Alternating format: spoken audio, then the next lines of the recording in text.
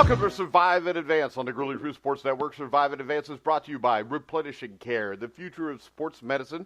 To check out all of their products, go to thegrizzlytruth.net, click the banner on the top of the page. I'm your co-host for Survive in Advance, Mike Goodpaster. And right now I want to welcome in 1981 national champion, a member of the Indiana Basketball Hall of Fame, Steve Risley. How you doing, Steve? It's a great Monday. It's a great Monday. We're going to open up with some auto racing before we get to football. No, we're not. We also, are. from the Yeah, FF Face-Off, a man who believes auto racing is stupid, Anthony Cervino. How you doing, Anthony? I could be better after that Cowboys loss I keep talking about. That was terrible. At least your team showed up to play the game. If you can call it that. Jason Garrett didn't show up to call the game, but we should be used to this after 10-plus years. Yeah, and we'll go ahead and we'll start off with the Cowboys-Redskins. The Redskins now are in first place in the NFC East as Jay Gruden. Are you really cutting me out? You're really cutting me out. For what? For my NASCAR stuff, my auto racing stuff. I told It's you. a big day in auto racing. Show. Why is it? This a is big day in Surviving auto Advance. racing? Did they this is decide to general turn sports right show. instead of left? All right, it's fine. Well, what happened at I'll auto just do racing, I'll Steve? just do my own auto racing show. Never mind. I'll just do my own auto racing show. I believe The hell with you. I won't give you the good for like news. 6 months. For 6 months, I said, do your own auto racing show. See, I'm going to now. Anthony, we average like anywhere from 4,000 to 10,000 listeners to this show daily. And one time, Steve had been bugging me about this, so we made NASCAR the topic of the day, and there like 300 people listened to it. Oh, really? Yeah. So I'm not a big NASCAR guy, so I get it. Thank you, Anthony. All right, so we're going to start off with the Cowboys-Redskins, since that's the team that's near and dear to Anthony's heart. Redskins win the game. Actually, it was a game that when they went down 10 with like 5 minutes left, I stopped watching the red zone and then came back and saw they almost won the game. What was your take, Anthony? You know, on the defensive side of the ball, I think the Cowboys, they're going to be fine. They just need a lot of help on the offense. Ezekiel Elliott isn't touching the ball enough, and he was getting stopped time after time yesterday. But you don't just abandon the run. And then in that final 5 minutes, when we saw the Cowboys offense come alive, they were calling better plays. Where is this for the first 55 minutes of the game? Well, you'd have to ask Jason Garrett, because I think that Jason Garrett and Jerry Jones are the Dallas Cowboys' biggest problem. I don't think that's even debatable anymore, Anthony. You know, is it even all on Jason Garrett? Because Jason Garrett has to answer to Jerry Jones. Yeah, but this is the thing. And the thing I've never understood with Jason Garrett and Marvin Lewis, the reason I do blame them is this. After a while, you should like to win. And if you'd like to win, at one point, you're just going to say to hell with this job, because the only thing that Jason Garrett and Marvin Lewis have done, Steve, since being in Cincinnati and Dallas, is make sure, since they've stayed so long, that they'll never get another chance anywhere else. Yeah, they're just both products of the tyrannical owners who just think that they're football. The owners think that they're football geniuses, and I don't know, really, in my perception, and I don't follow the Bengals or the Cowboys that closely, but the overall perception is just that these guys are kind of just puppets, and it doesn't surprise me if play calls come down from the owner's box with Dallas. And I don't know, play calls, but game plans almost come down from the head office or from the owner's box. And, I mean, it doesn't seem like somebody who's been in the game as long as Jason Garrett has should have a better command for coaching a football program than he seems to have on a day-to-day basis. And, I mean, I look at the Cowboys, and you know, I follow them on the red zone more than anything, but they look pretty talented. I mean, but you got Ezekiel Elliott only getting 15 carries in a football game and only able to amass 33 yards out of it. I mean, you got one of the two or three best running backs in the game, and you're only using him 15 times, and God knows what you're paying him for that. That's just bad play calling in my eyes to break it up. You know, Prescott had a good day, 22 or 35. Well, it's an okay day. No interceptions, but I just think the whole mix and play calling, to me, from an outside perspective, and Anthony, you know, you're much more adept at it because you're a Cowboys fan, it just seems the whole game plan is just out of whack entirely. And my understanding is they're really hurting in receivers. Is this true? Oh, absolutely. They went from, and I know, Des Bryant and Jason Witten, they were at the end of their career, or at least for Des, he has some gas left in the tank, you'd like to think, but you would think because of their lack of production in the past 2 years, even when Dak Prescott and Ezekiel Elliott were lighting the world on fire in their rookie year, Des and Witten weren't a big part of it. So you'd think the transition would be a little bit easier, and I'm not sure if you can put total blame on the wide receivers and Dak. I think this offense is built to run behind a top 5 offensive line. They're not playing like that. Yeah, and I think when you look at it, I think the thing that misses here that a lot of people don't realize is it's not even so much the play calling or whether Jerry Jones is designing a game plan. It's not even the execution. The problem is this. When you have an owner that has as much control as Jerry Jones does, he sits in on the meetings when they release players. So if you're a player, there is no fear of your head coach. It's like Mike Brown, who we'll get to next. Mike Brown, who we'll get to next, kept Chad Johnson around no matter what Chad Johnson did. It was public knowledge in Cincinnati that the last 3 years Chad Johnson was here, that Marvin Lewis wanted him out of here because of the way he was acting. And other players see that coach has no power. If that coach has no power, he can't be the head coach of the football team. And I think when you look at this, it just doesn't work that way. I mean, it's like Bill Parcells left New England because he didn't think he had enough power. Because Bill Parcells, if he is a puppet of a coach, then he's not really the head coach, and he cannot be the coach that he is. And he went to Dallas, he got him to the playoffs, and then he got the hell out of there. And I don't think there's any coincidence that he got out of those two places as quickly as possible, because no matter how good a coach you are, Bill Belichick could go to Dallas, and if Jerry Jones has the power, Bill Belichick's just going to be an average coach because there's no fear from the players. Yeah, I agree with that 100%. I mean, it would be like when you shows who do you have to be accountable to. And the players in Dallas, they're accountable to Jerry Jones, not Jason Garrett or the coaching staff. Yeah, it would be like this, Steve. It would be like you played for Bobby Knight. The players knew Bobby Knight made all the decisions. If all of a sudden a new president came into the school and he's telling Bobby Knight what to do, there's no fear of Bobby Knight anymore because he's not the guy with the final say. And if the head coach does not have final say on his roster and what goes on there, it's never going to work. Sure. Yeah, no, I see that entirely. And I think that's a great analogy, Mike. That was great perception on your part to pick that up. And just trying to put a finger on, and I couldn't put it as eloquently as you could, but I was trying to say the same thing. It just, Garrett has no respect for the players at all. No. I've never even seen him really fight hard for his team on the sidelines.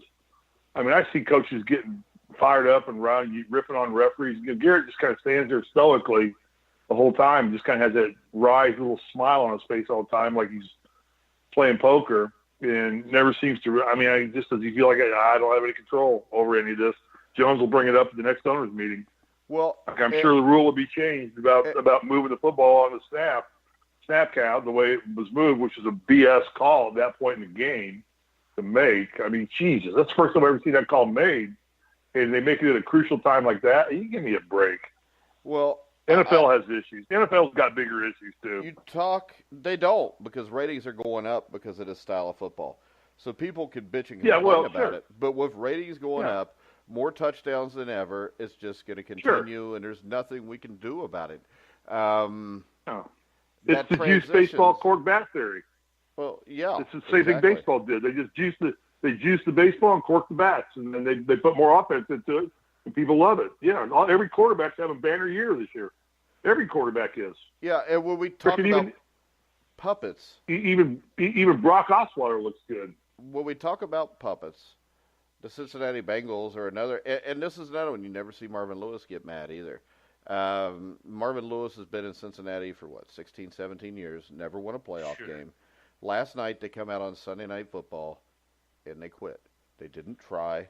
The game plan was crap. You got a quarterback in Patrick Mahomes that likes to run around, and they're trying to play man under, which means Patrick Mahomes can run. Then they play Tampa cover 2 and drop Vontaze Burfict 20 yards back into coverage. I'll just say it. There is nobody on the Cincinnati Bengals coaching staff that has a freaking clue what they're doing. There's nobody in the Cincinnati Bengals front office that has a clue what they're doing. If you watched Carson Palmer's Football Life, Carson Palmer explained exactly what Andy Dalton's going through right now. And the bad thing is this, Andy Dalton and Carson Palmer are both quarterbacks that if you put them with an NFL football organization, they could win you a Super Bowl. But instead, you got fans that, let's face it, Cincinnati Bengal fans are ignorant overall. No. All right, and I know a lot of Bengal fans listen, but they are. When you look at the fights and the drunken messes that happen at Bengals games, you'll see how stupid they are. What you have is you have a fan base anymore where the actual fans, the majority don't even go to the games. Because now you got a bunch of young kids that have no history with the team. The history of the Cincinnati Bengals is there is no ring of honor for guys like Anthony Munoz, Kenny Anderson, Reggie Williams. There are just some banners with their pictures on it, which everybody freaks out and says, ooh, this is great because they're finally honoring something. There's no Bengals Hall of Fame. There is an owner that just looks like a fat, disgusting slob sitting up in the owner's box. And he's a pathetic human being.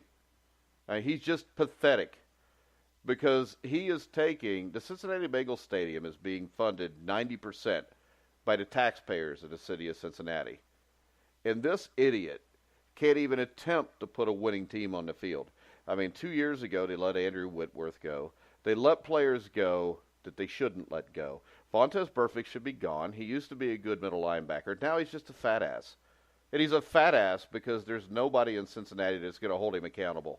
If you watch him, he can't even tackle anymore. This entire team, Dre Kirkpatrick, they draft all these cornerbacks in the first round. And outside of William Jackson, they all suck. Linebacker-wise, this is a team that outside of Burfict has no linebackers. They haven't had any linebackers since the aforementioned, Reggie Williams or Takeo Spikes. They've drafted one linebacker in the first round since 2008. That was Keith Rivers. And Keith Rivers was the perfect Bengal because you remember he's the one that got knocked out by the Steeler and then never really played again because he was a pussy, which means, that's what a Tiger is. He's a pussy. This team's a bunch of pussies. They're a 4-3 football team that have so much talent that they'll win 8 or 9 games just because the other teams aren't very good. But when it comes time to be a man and to step up, they cower because their coach is a pussy. I mean, this is a team full of pussies. That's all I get to say about this. Anthony. Mike, can I ask you a question? Yeah. How do you really feel?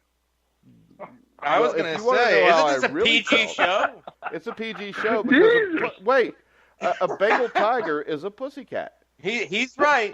He is right. They're a pussycat. Now, I just get disgusted by it because when I watched this game as a Bengals fan, last week I watched the game trying to figure out exactly how Marvin Lewis would screw the game up at the end, and he did. I mean, it's no fun when your team goes 80 yards in like a minute and a half and scores with a minute 18 left to take the lead. You would think everybody would be excited.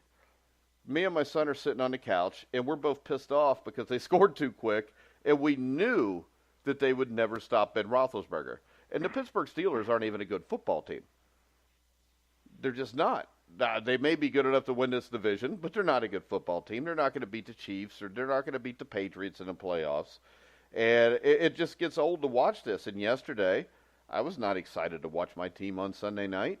I thought my team was going to get beat 52-10. Luckily, they surprised me and got closer than I thought they would. But it's just disgusting that we have NFL owners like Jerry Jones and Mike Brown who fleece the general public. I mean, everybody talks about this wonderful Jerry world that he paid $1 billion for, but the taxpayers paid $500 million. I mean, the fans deserve better than this. And you could say it's a business, but this is a business where there's so much money in it from the beginning. Every one of these rich, pathetic white men has already made money before the season even starts. So why don't we try to win? Mike Brown's dad, Paul Brown, is maybe the greatest coach in NFL history. and his son is maybe the worst owner in NFL history. And what's going to happen from here is at some point he'll die. His daughter will take over and hopefully hire a general manager. But the bad thing is when you're a fan of a team and your greatest hope is someday the owner will die and somebody will take over that cares, that's a sad, sad thought. And I'm sure it's the same thought that Cowboys fans have. Because if you look, look at they let Dave Campo coach forever. And he was a joke. And when he had Jimmy Johnson, he lets him go. Bill Parcells leaves after 2 or 3 years. I don't think there's any coincidence that every really good coach the Cowboys have got the hell out of there. Absolutely. And who followed up Jimmy Johnson? He brought on Barry Switzer because he wanted the control of the team.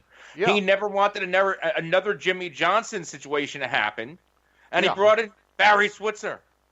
Yeah. Barry Switzer, who let Deion Sanders use a golf cart in the preseason, something that's okay now, but back then it was taboo. Well, see, this is the thing. It shouldn't be okay now either. But the NFL is a joke. When you watch these teams, and like we talked, it's mediocrity or parity, it's extreme mediocrity.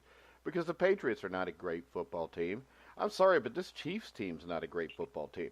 If you put this Chiefs team up against the greatest show on turf Rams, they would get smoked because the Rams could play defense.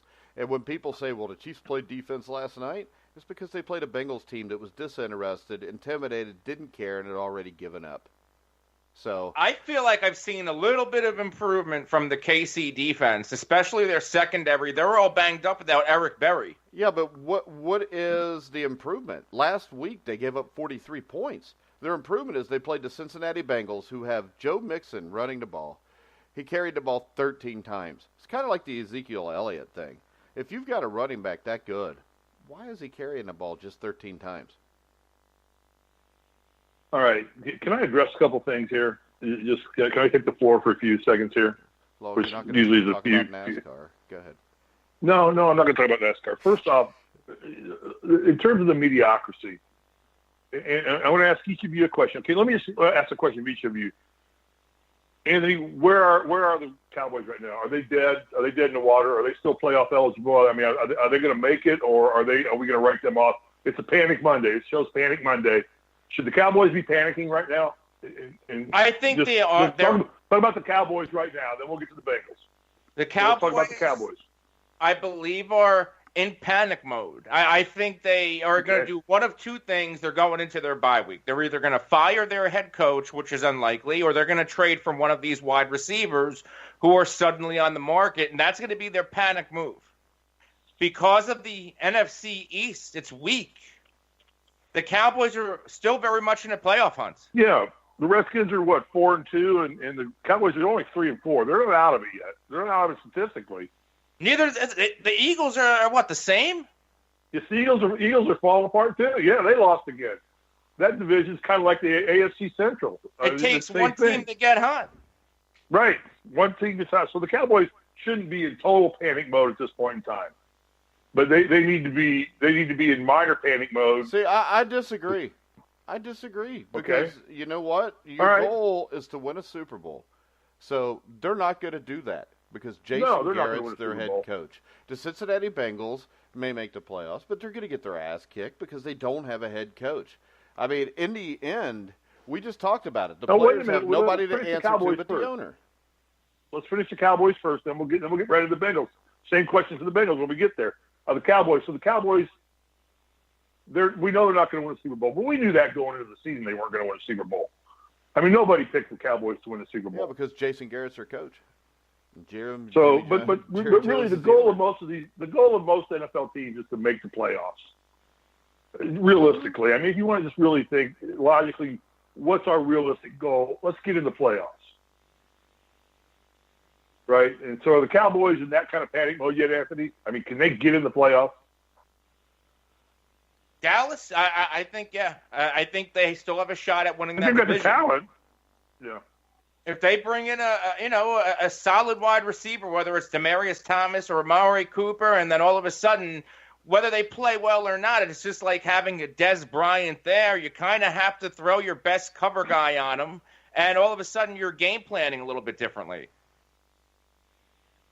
All right. Okay. Now, Mike, Bengals. I had the Bengals at the beginning of the season. I said that's a team that can play their way into the Super Bowl.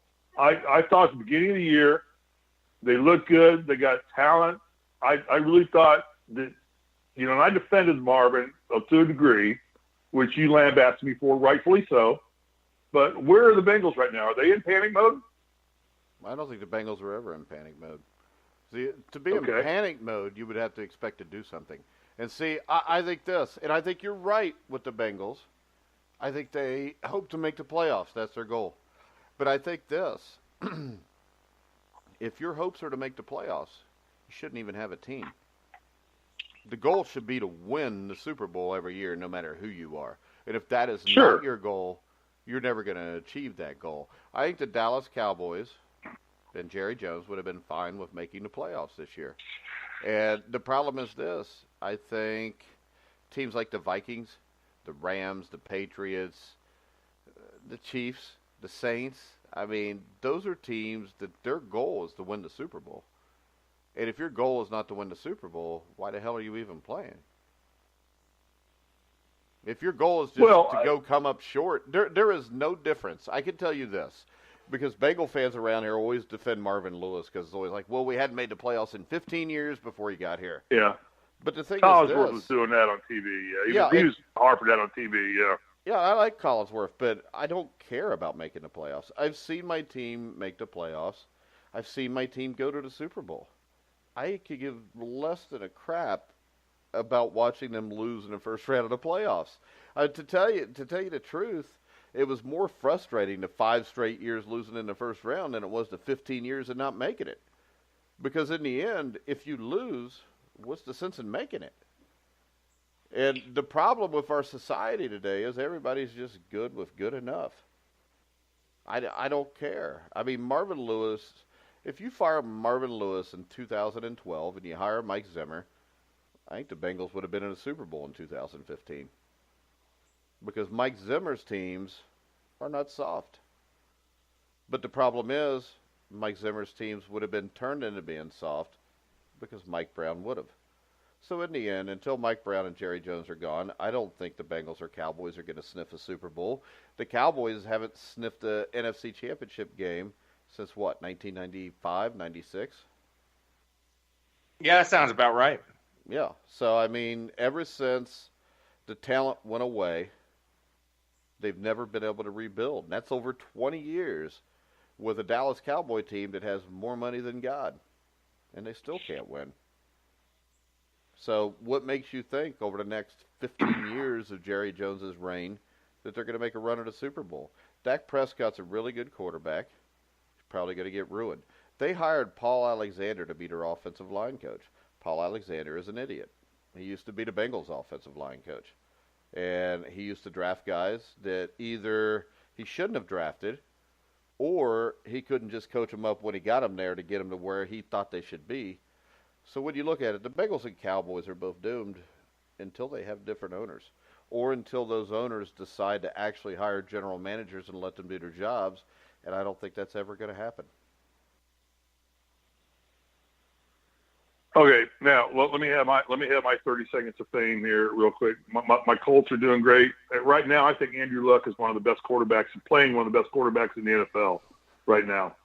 I think that he is sharp, he is crisp. They are playing well for the Colts, and they're not going to do it. But the good thing is Colts are only one game out of first place. Believe it or not, they're 2-5 in one game. Huh? I thought they were 2. Houston's won 4 games now. Okay, well, all right. Had they beaten Houston, they'd be tied for first place. But you're right, since they lost Houston, but they're still very viable to make the playoffs at 2-5, if you can believe that.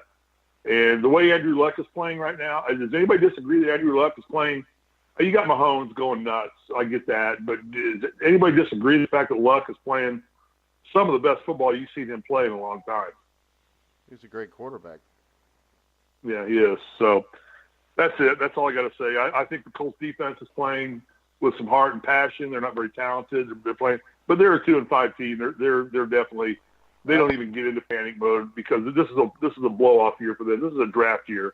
for the Colts. I don't think it is, because I think they're going to have a winning record when this is over. I really do. Well, if they do, they'll probably make the playoffs. When I look at their schedule, though, the Colts go to the Raiders, they host the Jaguars, they host the Titans, they host the Dolphins.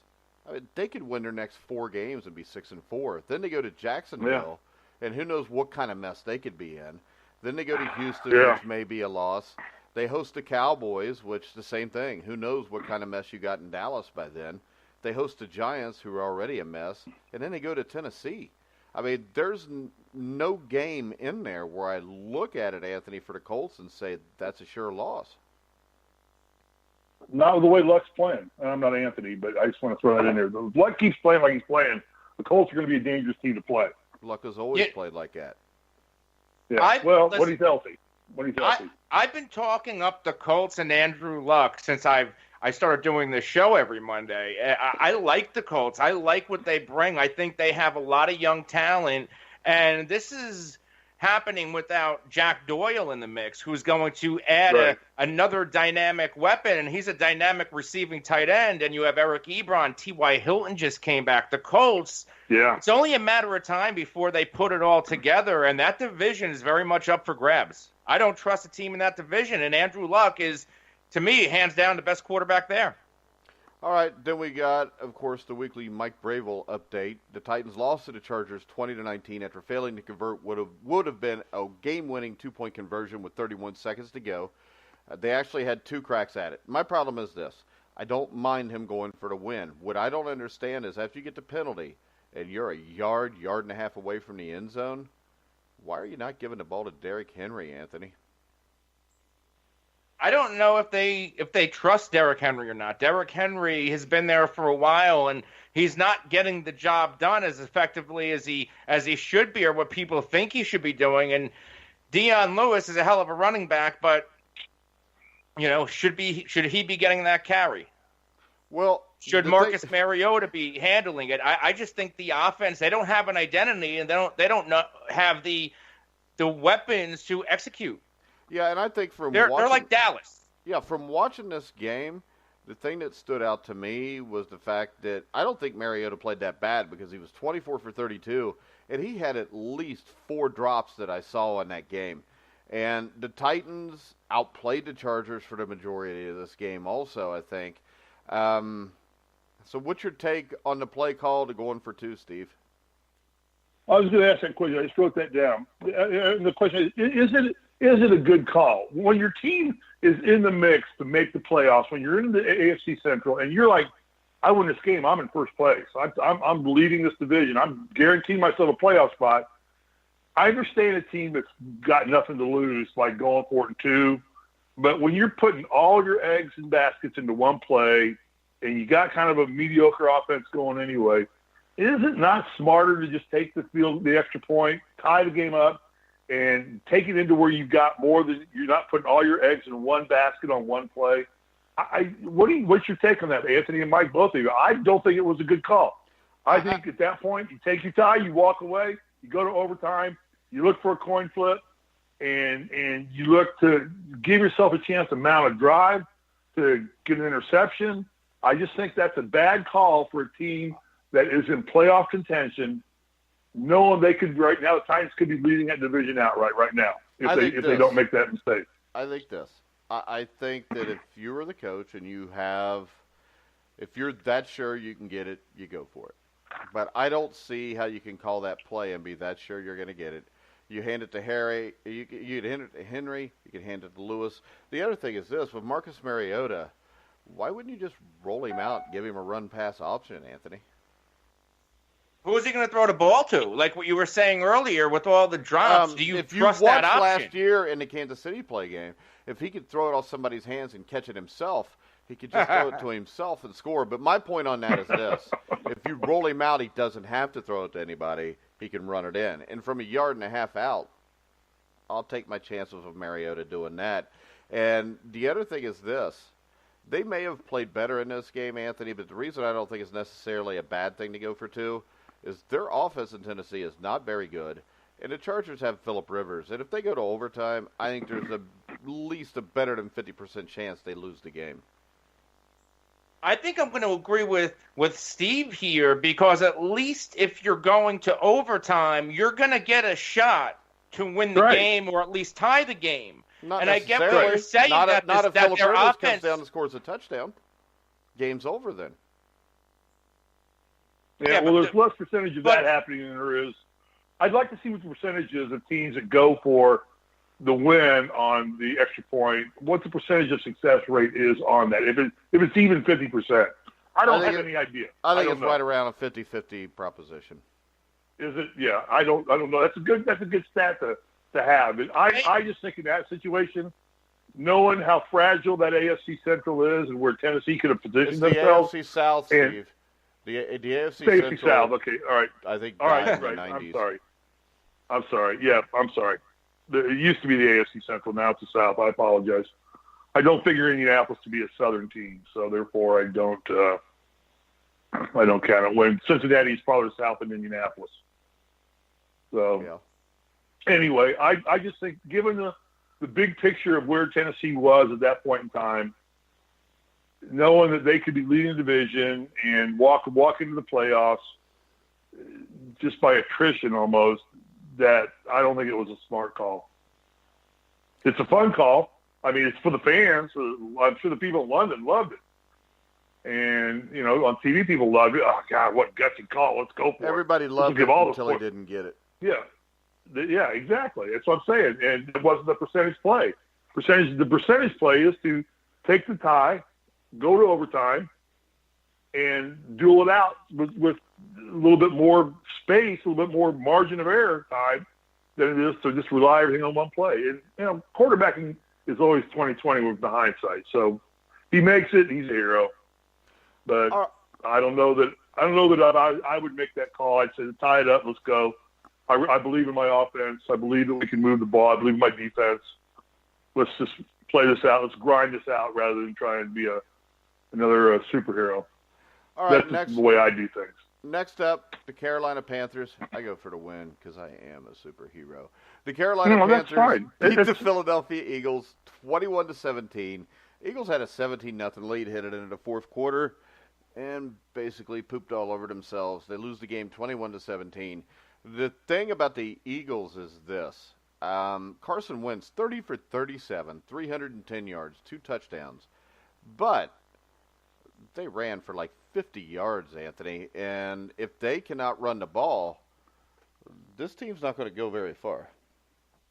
No, I agree with you 100% there. A big part of the Philadelphia success last year is they were one of the top rushing teams in the league. No matter who was running the ball, the Eagles would pick up chunk yardage, and it doesn't seem like they're getting the job done the same way. And all that's going to do is bring Carson Wentz down. Yeah, and Carson Wentz has played as good as anybody since he came back, Steve. I agree. The Carolina Panthers get the win, 21-17, and they're in a tough situation because they're chasing the Saints. What's your take on the Panthers right now?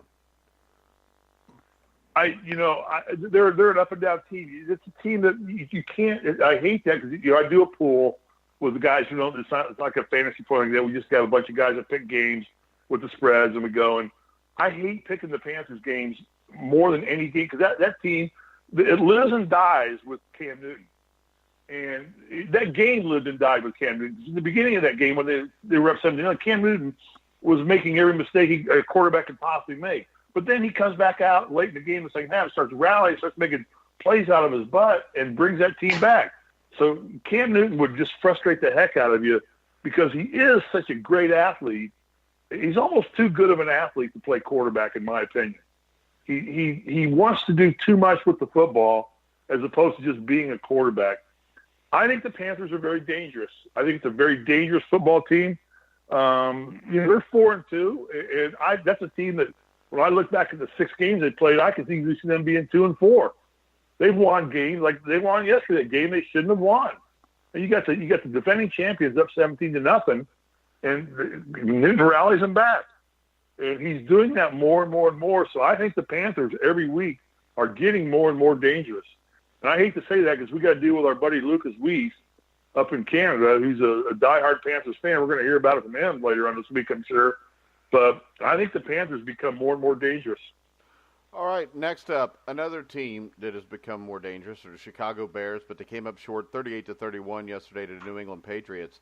And the thing that strikes me here is no Gronkowski. They're scoring special teams, touchdowns on defense. The thing about the Patriots in the end, Anthony, I think is this. Whatever they need to do to win the game, they usually figure out a way to do that. Yeah, the Patriots, they're playing like the Patriots again. And Cordarrelle Patterson, he went from the Vikings to the Raiders. Now he's in New England, and all of a sudden he's making plays. He scored 2 receiving touchdowns earlier in the year. It always seems like, they'll take a shot on a reject from another team and get the most out of them. They'll put their players in a position to get the best out of them instead of asking them to do something they can't do well. Yeah, and I think the perfect example of that is Josh Gordon, who yesterday, 4 receptions for 100 yards, Steve. And everybody can talk all they want about the Kansas City Chiefs, who are extremely fun to watch, even when they're bludgeoning your own team. But Josh Gordon, with a healthy Rob Gronkowski in the playoffs, and Julian Edelman, and Chris Hogan, and James White, and Sonny Michel. I mean, Philip Dorsett even is like the 5th receiver there. They have weapons all over the place, and I still think right now, if I had to pick a team out of the AFC, it'd be the Patriots. There's no doubt. I mean, this may be one of their better offensive teams they've had in a long time. I mean, their receiving core is as strong as it's ever been, and we keep seeing them dump off good receivers, and they keep getting better ones back. I mean, but again, that's the Belichick factor with Josh Gordon, because we saw how he struggled in Cleveland. And they dumped him basically because they couldn't control him. And now he comes to Belichick, and it's that mystique of that everybody has a fear of Belichick, on which they have not of Jason Garrett or Marvin Lewis. They have it of him, and they respect him, and they go play for him. I think you're going to see the Patriots back in the Super Bowl again. This team grinds. This team seems to be just grinding itself better than recent Patriots game teams I've seen. And the Patriots generally are a grinding team. They don't win real flashy. They just win consistently. And that's a Belichick methodology. That's a Tom Brady methodology. And I think, yeah, they're deep. They're deep receiving core. Their quarterback still at 40 years old, as sharp as any quarterback in the league. I don't see him being beat. But I do love the fact that Trubisky throws a Hail Mary 52 yards when he needs 53 yards. Yeah, because that's what Bill Belichick does. He stops you a yard short and gets the win. Stops you a yard short, didn't he? He throws a great pass, clean catch, and he's a yard short. Yeah. Next up, we've got the Houston Texans, Anthony, with a 20-7 win over Jacksonville. I think the big news here is Blake Bortles didn't throw an interception, but he fumbles the ball a couple times. He's 6 for 12 for 61 yards. He gets benched for Cody Kessler. He got benched for Cody Kessler. Yes, that Cody Kessler from the Cleveland Browns. Anthony, this is a Super Bowl team with a 6th grade quarterback. I would think this is going to implode this year. You got a guy like Jalen Ramsey that likes to run his mouth. I can't see the Jaguars pulling this back in. Doug Marrone took a similar path with Blake Bortles last year. I remember that there were rumors of Bortles being benched in favor of Chad Henne, and that seemed to light a little bit of spark under Blake Bortles. Maybe that's the route he's going here. Maybe we see Cody Kessler, or maybe the Jaguars make another trade, which is going to be hard to do considering they're playing the Eagles in London this week. But I just don't see the Jacksonville Jaguars recovering at the state they're in now. The defense isn't playing the same. The offense certainly isn't the same without Leonard Fournette. Let's see if this Carlos Hyde trade saves them a little bit. But they absolutely need a better running game if they're going to win with any of these quarterbacks. Yeah, then you look at the Texans. This wasn't like they did anything great, Steve. Deshaun Watson, 12 for 24, 139 yards. 139 yards, yeah. But Lamar Miller, 22 carries, 100 yards, I think is the difference here. And no Leonard Fournette. kills the Jaguars. But with Will Fuller, DeAndre Hawkins, Deshaun Watson, I mean, if their defense can kick in, the Texans, I think, could be a contender for at least winning a game or two in the playoffs. Yeah, a couple things here. One, I think that Houston didn't win this game. Jacksonville lost this game. I think that's it first. You're right. Houston didn't do anything spectacular to win this game. Just Jacksonville just fell on their asses.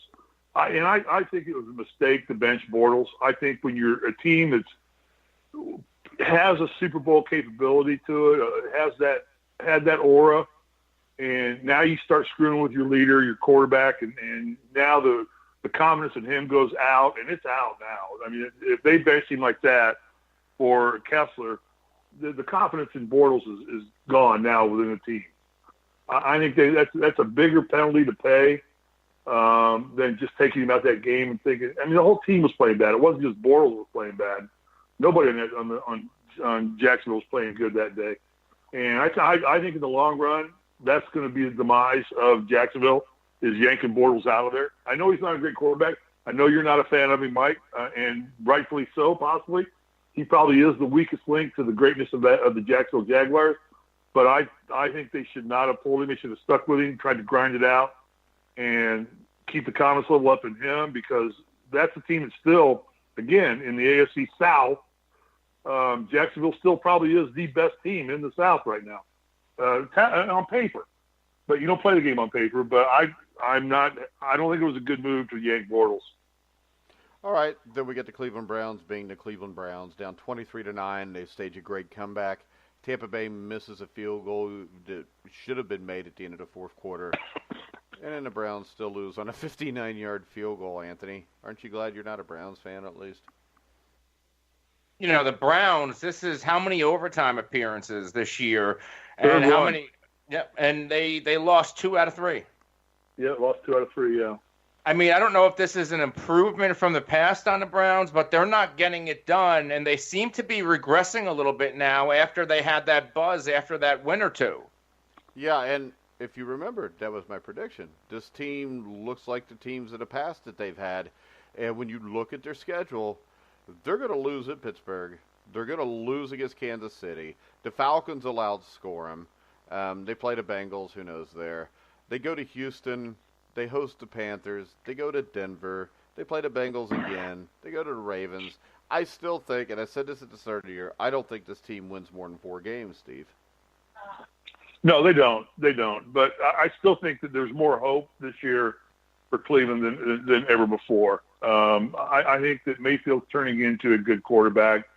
Obviously, he's making some judgments in there that any rookie quarterback's going to make. But you look at the lineage of quarterbacks that the Browns have drafted and the failures that they've all been for one reason or another.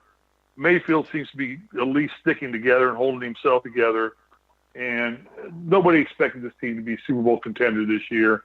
I think the fact that they're in the games or getting to overtime, they're losing, I'm sure, but this may be the same team next year if they make some coaching changes. And I think I've read a couple of articles that said it's time for Hugh Jackson to start spending more time with his family. I think it was the way it was worded in one article that I read. It said it's time for him to start spending more time with his family. Otherwise, you need to move your coaching staff out, and you have some talent there now, and you have a team that seems to want to play hard and win. I just don't think they're coached right to do that. I don't think that their coaching staff matches the improvement. Their coaching staff did not match the improvement that their talent level did. Again, they're a bottom-tier team. Yeah. If you watched Hard Knocks and the Browns were featured on Hard Knocks, you saw a little bit of back and forth between the staff and Hugh Jackson. By the way, Hugh Jackson does things. I think the coaching staff and the team would play better if a Todd Haley took over. I think Todd Haley. No doubt, yeah. Mike and I commented on that. When I don't think we kind of did a. You don't think so? Todd Haley's a joke. I don't think he's going to be a good head coach anywhere. The Cleveland Browns need to bring in somebody young with a little bit of energy to change the culture. I don't think Todd Haley would change the culture. I think if you brought Todd Haley in here, they'd win 3 or 4 more games than what they would with Hugh Jackson. and then you would go through an off season, you would get to Hard Knocks or to training camp, and I think this all would repeat itself by the middle of next season again. I think you need to not hire a retread who has failed other places. And that's what Todd Haley is. He's a retread that has failed other places. It's why he's a coordinator again. Cleveland needs a culture change. And I think that'll be proven because I think over the next few weeks, you'll see them not be in games anymore. Yeah, I don't know. I don't know. I think Steve's young enough. They're almost too stupid to know that they're failing. I think these kids, Chubb and these guys, they want to play hard.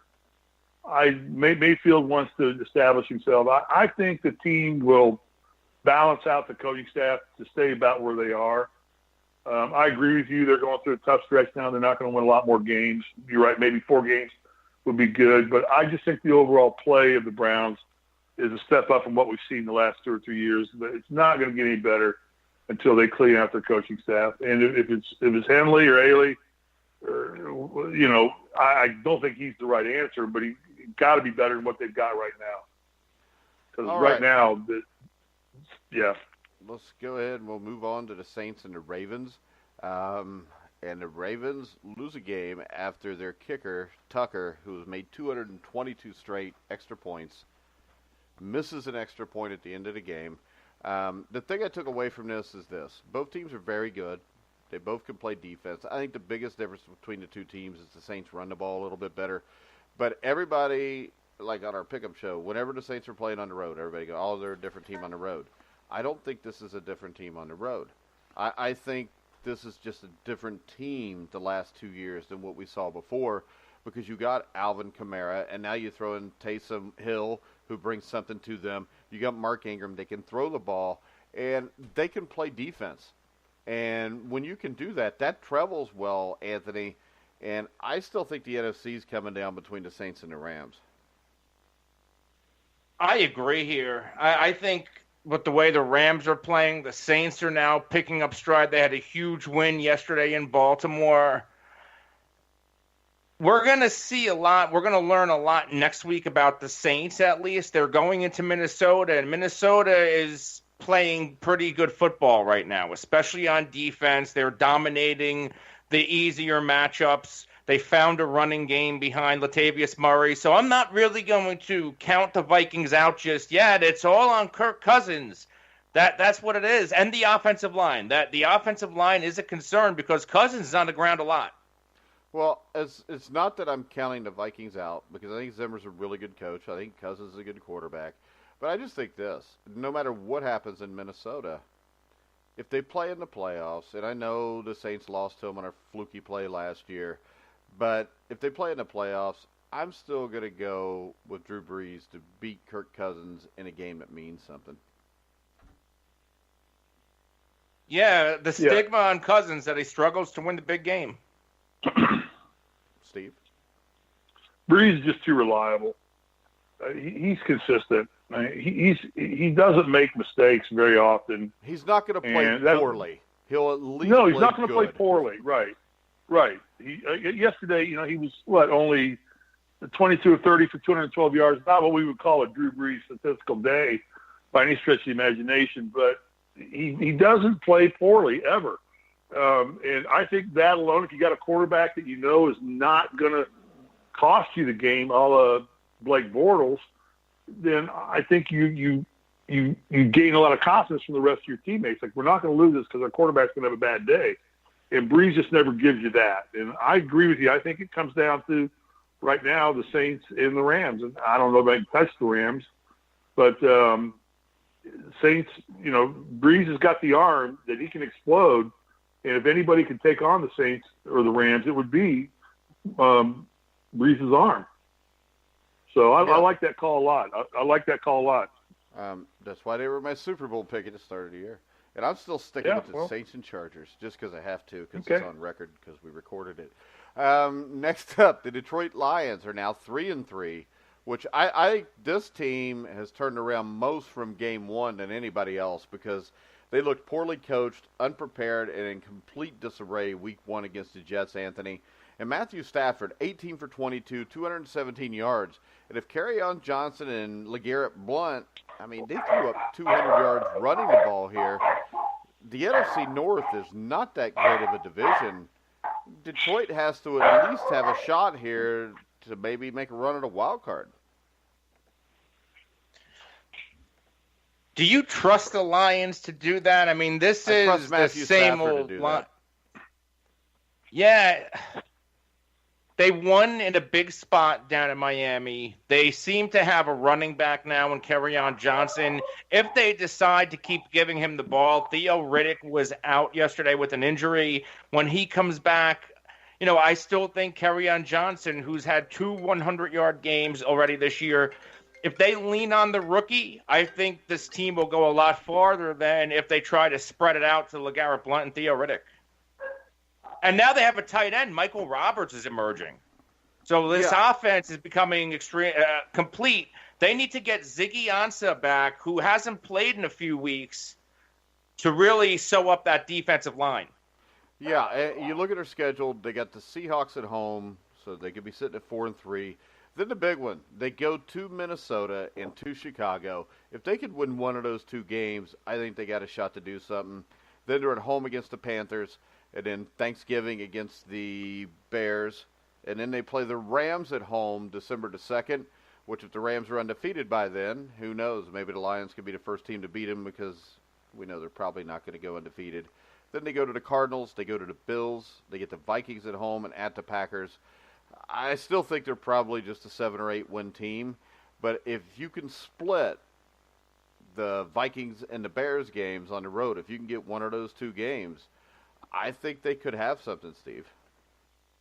Yeah, I think, again, the NFC North is another one of those divisions, kind of like the AFC South, where everybody's bunched up. I mean, you got Green Bay at 3-2-1, Minnesota at 4-2-1, Chicago 3-3, and Detroit. I mean, it's just anybody that gets hot in that division can come out of there. I still think that thing is not – Minnesota does not own that division at all.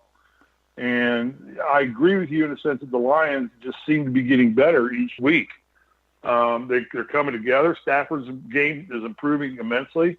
He's just getting more consistent, good play. And I know you think he's always been a great quarterback or a good quarterback. I can't disagree with that to a large part, but they're in the hunt. They're in the mix. I mean, they win a couple games that win one game they shouldn't win and win a couple tough games that's a toss-up. And they're playing right up there with the Vikings and the Packers looking at a championship. And the Bears, the same boat. Bears had New England on the ropes a lot of the day yesterday. They were also we think New England 38-24 at one point too, though. So, yeah, I think the Bears are a good team. But that's the thing. Yeah. I think it's possible the Packers are the worst team in that division, and I think they showed that against the 49ers it could well on Monday night. Well, I think the Packers are the most vulnerable because they're the most reliant on one player. But, all right, so tonight, Monday Night Football, the New York Giants go to Atlanta to battle the Falcons. And the only way I see the Giants have a chance in this game, Anthony, is to put pressure on Matt Ryan. And when you look at the Giants' defense, I think that's what they're the worst at. So I think they're going to take a butt whooping tonight. Yeah, I think Eli Manning will play a little bit better because it's going to be a lot of garbage time. Atlanta at home, I know they've had their issues and injuries, but it's a fast track. I think Julio Jones gets his first touchdown of the season, and I think the Falcons are going to show that they're only a few pieces away from being a contender. They should handily win this game tonight. Steve, you want to be the man here and pick the Giants? No, I think the Falcons are in panic mode at 2-4. I think that their backs are against the wall. They've got to win. The Giants aren't even in panic mode. They're just in failure mode. They need to just lose, draft a new quarterback, find somebody, trade the draft pick for a quarterback, and they need to just move on with Eli Manning. And I'm not putting all that shoulder on Eli. I just think he's no longer a fit for the Giants. I mean, his confidence seems wrecked. He doesn't seem to play with the same vigor that he played the game when he won 2 Super Bowls. He plays not to lose, it seems like. I think the Giants are probably the weakest team in the NFL right now. Yeah. in terms of having an ability to pull out a win out of nowhere. I don't think they can do it. All right. So if they lose tonight and they lose badly like they did last week, is it time to make a change at quarterback, Anthony? I think it's time, but I don't know if they make the move. What is it going to be, Davis Webb or Kyle Lauletta? Is that going to be much better? Well, and also, doesn't that prove that Ben McAdoo was right? No, because I think this. I think Kyle Lauletta can be a successful NFL quarterback. I think he is better than a couple guys that were drafted in the first 2 or 3 rounds last year. Kyle Lauletta can play. I'll leave it at that. So he played at Richmond. Yeah. I watched him play at Richmond. I think he has the possibilities to be a legit NFL quarterback. And I would say it's time to find out, because if you find out that he is and you don't have to draft one, it changes everything they do in the offseason and how much longer this team has to wait to be good. I get the philosophy around it. I mean, you've got to find out. You bring up a good point with what do you do with Manning? I mean, because I think the Giants are out of it. I don't, like I said, they're beyond panic mode. They're in just, like I said, they're in draft mode. Do you let a Hall of Fame great quarterback play out his career, finish with some dignity, or do you just pull him and bench him and let him sit the rest of the season? I mean, if you were in the hunt to make something happen for yourself, I'd say, yeah, you definitely pull him. But at this point in time, is it really going to make any difference? Other than the fact that you're going to develop the other quarterback for next year. Difference, because I still think Lauletta was drafted in the 7th round. If you go watch his film, what you can find on YouTube, I think he is infinitely better than Josh Rosen or Josh Allen. I think he is a better decision maker. He sets up quick. His release is fast. He does everything correctly. And when he played at Richmond, unlike these other quarterbacks, he played under center. I think throwing the ball deep, his accuracy there needs work. But the Giants have a bad offensive line. There's not going to be a lot of deep throws anyways. And he's already strong throwing the short intermediate throws. And I think that right now, Lauletta is the best chance for the Giants to win. And I think if they play him, they will discover that they're not as bad off as they think they are. Yeah, it could well be. Yeah, I just think Manning is done. I think Manning is really – I don't think you'll see maybe 1 or 2 more flashes of brilliance out of Manning. And I think he needs to think about this being his swan song season and joining his brother in the pizza business. If Manning can't do it tonight in this matchup, he's done. Yeah. Well, and I love Eli Manning. I mean, I'm a Manning fan, obviously. Me too. Taking quarterback in Indianapolis for so long. So I've always been a fan of the Manning. So I hate to see it, but I think every game he plays now, he tarnishes his reputation and tarnishes what people are going to think about him as not being as great a quarterback as in his heyday as when he was. I mean, his entire career has been played in New York, which is the absolute worst place to try and be a quarterback and play because you're under so much scrutiny there. And he's won 2 Super Bowls. So, but I think he's just digging a hole right now that I don't know if he's going to be able to climb out of or not. All right. Well, you heard it here first. Kyle Lauletta is a real quarterback. And yeah, okay. And that may be right. We'll see. All I know is this. Yeah. When I wrote, and I can prove it in 2015 or 16, that Dak Prescott was the best quarterback coming out of that draft. Everybody thought it was nuts, and then the Cowboys were 12-4. I just wanted to bring that up. Yeah. And I was wrong because I think Carson Wentz the best one, but at the time in 2017 it was an awesome prediction. All right, guys. Anthony, any final words? No, I'm just looking forward to see what the bye week brings for the Cowboys. Hopefully, we get a receiver out of it. All right, Steve. Yeah, I got 2 things. 2 things I want to just ask you guys. Your opinion. You can just give a 30-second synopsis. Mike, you talked earlier about whether it's parity or mediocrity in the NFL this year, right? Yeah. Okay. Is that a product of what we alluded to this earlier? Is that become a product of what we're going to call the the quarterback protection methodology going on now. No. Where I think anytime you give any of these NFL quarterbacks that much time in a pocket to let the receivers free flow down and get open, they're going to pick you apart.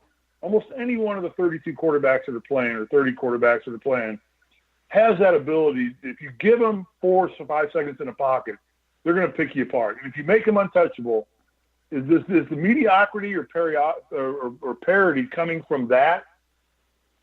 I think it comes. We're just giving the quarterback too much time and letting them have too much rain back there. I think the level of play in the NFL since the mid-'90s has dropped. And they didn't protect a quarterback like that back then. I think the biggest problem is poor coaching from high school on up. I think a lot of that poor coaching comes from the inability to really teach somebody how to tackle because you're not supposed to hit in practice. 2-a-days are gone. So if you look at it, if you had 2-a-days and you had 4 preseason games, these guys were getting twice as many reps as they are now. And if you're not getting as many reps, it's hard to be as good. So I don't think it's the players' faults. But I just think it is the evolution of the game. And I think that evolution started probably late 90s, early 2000s, where people stopped hitting as much as what they did. They cut out the 2-a-days 5-10 years ago. So I think you're getting less practice time on a field playing at full speed. And I think that is the bad thing is I think that's why you see more injuries today, especially in the first few weeks, than you used to.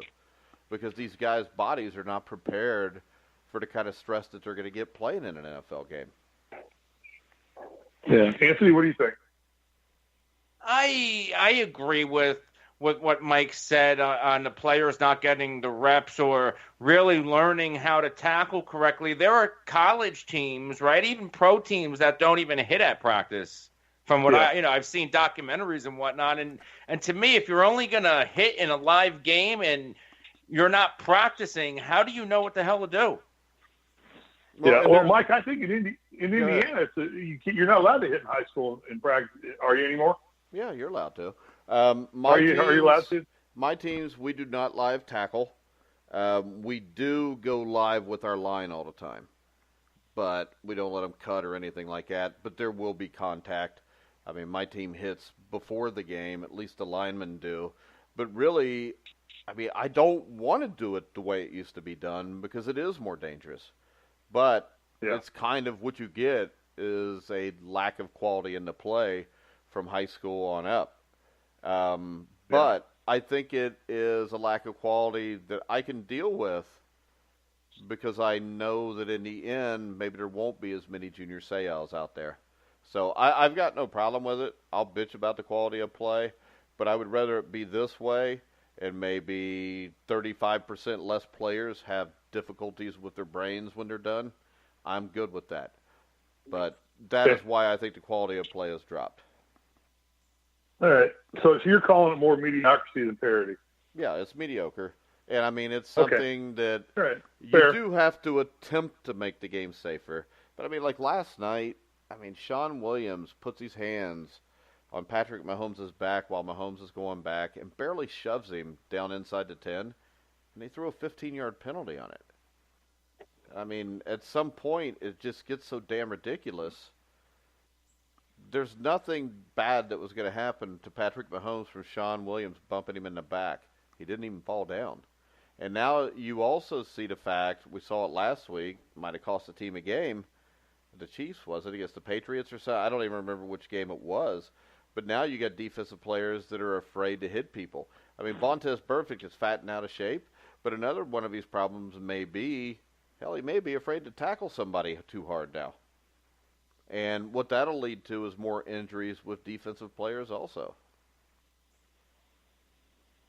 Yeah. No, fair. But, all right, one more thing. And this is gonna turn both your stomachs, so you can even ask me this question. Oh, I don't want to hear about NASCAR. No. It's football related. It's NFL related. Rihanna blowing off the Super Bowl. Is that a PR nightmare for the NFL? Is it throwback? I mean, again, it's totally not about the player, but again, we look at the big picture of what the PR problems the NFL's gone through. and for Rihanna to come out and blow it off, is that another kick in the nuts to the NFL? No. We always see, especially last year, there were artists who blew off the Super Bowl. And to me, all that does, that's kind of egg on their face because somebody's going to take the gig and get all that media attention. The NFL isn't going anywhere, no matter how much these people want to protest. Well, to me, it's money she's missing and endorsements she's missing out of her pocket. Well, that's Rihanna. How I feel. Who the hell wants to watch Rihanna? Yeah, no, I want to watch Rihanna. And you know what? All they do is give us these cookie-cutter crap groups anyways. I don't want to watch Coldplay. I don't want to watch any of this crap. They either give us some old dude that's about to die singing, or they give us some pop band or Justin Timberlake. I would rather see some real music, but that'll never happen. And, I mean, they say they want to keep it a family show, but I still see all kind of beer commercials with half-naked women in them during the game. I'd rather see Frisbee dogs at halftime, truthfully. Frisbee dogs are awesome. And I'll tell you what's even better than Frisbee dogs, is monkeys on bikes, which I saw at a Bengals game in like 2013. Wouldn't that be fun? Monkeys on bikes chasing Frisbees after dogs chasing Frisbees. I'd probably have more fun watching that than I would watching Justin Timberlake lip sync a stupid song that he's not even playing to, not even singing himself, with anything like that. So I just wanted to ask the question because it's out there, and we know that the NFL continues to fight. But I agree with Anthony entirely. The NFL's so big. It's like they're the phone company. They don't care because they don't have to. Well, and the thing is this, Rihanna may get more exposure anyways by saying that right now. Yeah. So what the hell? Right. She got more exposure by not doing it. Yeah. Yeah. Maybe she just didn't want to do it because the NFL doesn't pay the halftime acts. Do they not pay the halftime acts? No. I didn't know that. I didn't know that either. I wondered that if he paid him or not. But they don't. At least last Hard to believe the Stones would come in. Hard to believe the Stones would come in for nothing. I don't see the Stones doing anything for free. Yeah, but they're all dead, so they didn't even realize. It's worldwide. It's worldwide publicity for free. I don't think the Stones need worldwide attention. Well, they're all dead. Anyway, all right. I'm sorry. I don't want to debate that anymore. I just want to throw it out there because it did come up, and we were talking about the Kaepernick thing still, and it's trying to ride us up the head. It's always. I want to know why Metallica doesn't get to play halftime. You know what? I could go with Mellencamp. I could go with John Mellencamp. I could go with Metallica. I could go with the Beach. Yeah, I can go with the Beach Boys. Don't say the Beach Boys. Not the Beach Boys. Jeez. I retracted that statement before I got it all the way out. Metallica did a WrestleMania, I think, actually. Hell, I could do the Eagles. I can see even if it's a remake of the Eagles, I could do the Eagles. I don't want to see the Eagles. Number one selling band of all time. Sold more albums than any other group in the history of recorded music. Yeah, so I like the Eagles. Bring them on. When they're all 95 years old and the lead singer, Glenn Frey will be out there with a walker trying to sing. It wouldn't be any good. Glenn Frey's dead.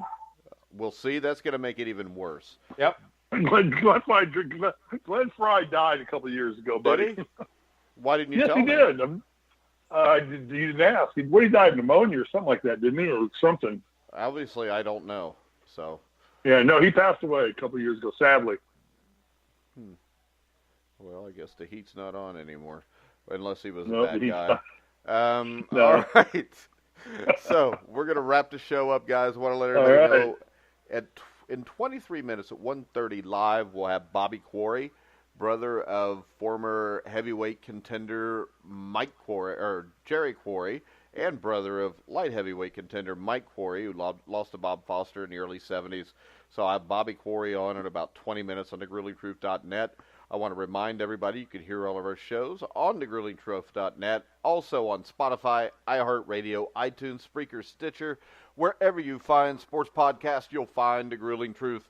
So for Anthony Cervino, who you can hear with Dan and Mike on the FF Face-Off, on thegruelingtruth.net and on YouTube, and for Steve Risley, who you can hear everybody because he's like a sexually transmitted disease. He never goes away. I'm Mike Goodpaster. You've been listening to The Grueling Truth, where the legends It's only speak. Monday.